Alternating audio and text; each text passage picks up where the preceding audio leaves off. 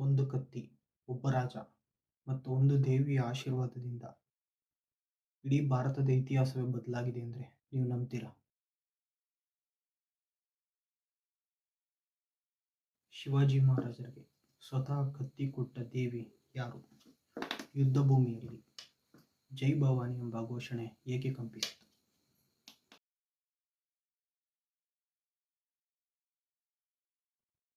ತುಳಜಾ ಭವಾನಿ ಕೇವಲ ದೇವಿಯೇ ಅಥವಾ ಧರ್ಮರಕ್ಷಕ ಶಕ್ತಿಯೇ?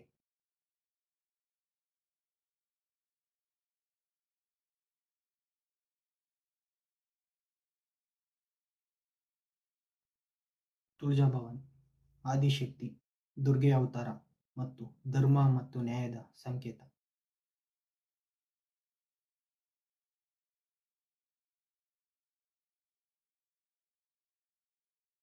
ಅವಳ ಪ್ರಸಿದ್ಧ ಕ್ಷೇತ್ರವೇ ತುಳಜಾಪುರ.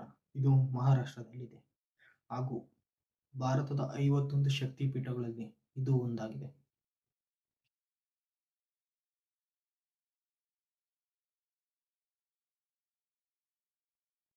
ಇನ್ನೊಂದು ಮುಖ್ಯವಾದ ವಿಷಯ ಏನಂದ್ರೆ ಇವಳನ್ನು ಪಾರ್ವತಿಯ ಅವತಾರ ಅಂತಾನೂ ಕರೀತಾರೆ.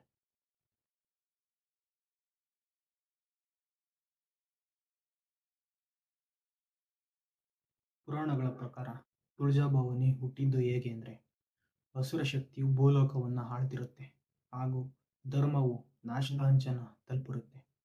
ಯಜ್ಞಯಾಗಾದಿಗಳು ಸಂಪೂರ್ಣವಾಗಿ ನಿಂತು ಹೋಗಿರ್ತವೆ.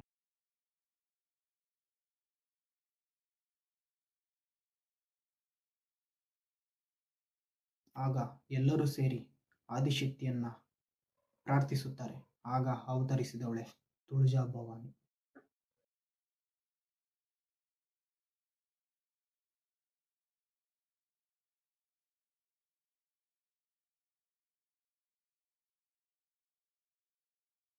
ಆಗ ಅವತರಿಸಿದ ದೇವಿಯು ಸಂಪೂರ್ಣವಾಗಿ ಉಗ್ರ ರೂಪವನ್ನು ತಗೊಂಡು ಅಸುರ ಶಕ್ತಿಯನ್ನ ಸಂಹಾರ ಮಾಡ್ತಾಳೆ.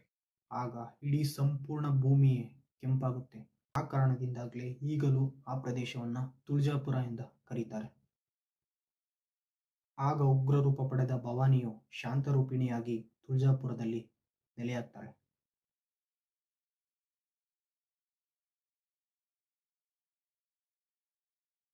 ಇನ್ನೊಂದು ಪ್ರಮುಖ ವಿಶೇಷತೆ ಏನಂದ್ರೆ, ದೇವಿಯ ಮೂರ್ತಿ ಏನಿದೆ ಅದು ಭೂಮಿಯ ಮಟ್ಟದಲ್ಲಿದ್ದು ಇದರ ವಿಗ್ರಹವನ್ನ ಸಂಪೂರ್ಣವಾಗಿ ಸಾಲಿಗ್ರಾಮ ಶಿಲೆಯಿಂದ ಮಾಡಲಾಗಿದೆ. ಇಲ್ಲಿನ ಪ್ರಮುಖ ಸಂಗತಿ ಏನಂದ್ರೆ, ಎಲ್ಲಾ ದೇವಾಲಯಗಳಲ್ಲಿ ವಿಗ್ರಹಗಳು ಸ್ಥಿರವಾಗಿದ್ರೆ ಈ ದೇವಿಯ ವಿಗ್ರಹ ಮಾತ್ರ ಸ್ಥಿರವಾಗಿರೋದಿಲ್ಲ. ಇದು ಚಲನಾ ಸ್ಥಿತಿಯಲ್ಲಿರುತ್ತದೆ.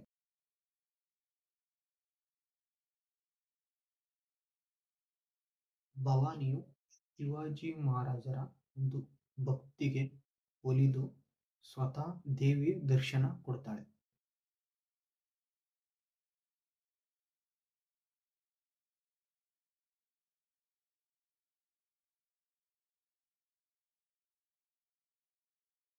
ಶಿವಾಜಿಯ ಭಕ್ತಿಗೆ ದೇವಿ ಒಂದು ದಿನ ಒಲಿತಾಳೆ. ದೇವಿ ಸ್ವತಃ ದರ್ಶನ ಕೊಟ್ಟು ಶಿವಾಜಿ ಮಹಾರಾಜರಿಗೆ ಸ್ವತಃ ಕತ್ತಿಯನ್ನ ಕೊಡ್ತಾಳಂತೆ.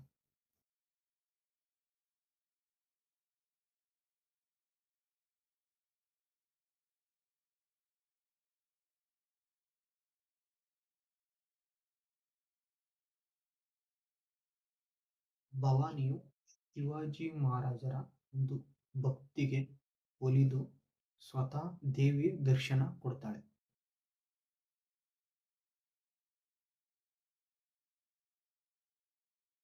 ನಂತರ ಧರ್ಮ ರಕ್ಷಣೆಗಾಗಿ ದೇವಿ ಸ್ವತಃ ತನ್ನ ಕತ್ತಿಯನ್ನೇ ಶಿವಾಜಿ ಮಹಾರಾಜರಿಗೆ ನೀಡ್ತಾಳೆ.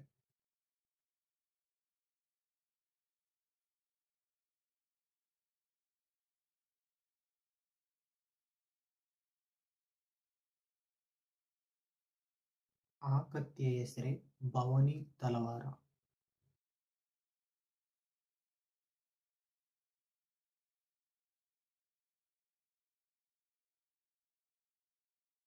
ಆ ಕತ್ತಿಯನ್ನು ಪಡೆದ ಕ್ಷಣದಿಂದ ಶಿವಾಜಿ ಮಹಾರಾಜರು ಅತ್ಯಂತ ಶಕ್ತಿಶಾಲಿ ರಾಜರಾಗಿ ಬೆಳೀತಾರೆ ಹಾಗೂ ಮರಾಠ ಸಾಮ್ರಾಜ್ಯವನ್ನ ಕಟ್ತಾರೆ. ಯುದ್ಧಗಳಲ್ಲಿ ಯಾವುದೇ ರೀತಿಯ ಸೋಲನ್ನ ಕಾಣದೆ ಎಲ್ಲ ಯುದ್ಧದಲ್ಲೂ ಜಯವನ್ನ ಗಳಿಸ್ತಾ ಬರ್ತಾರೆ.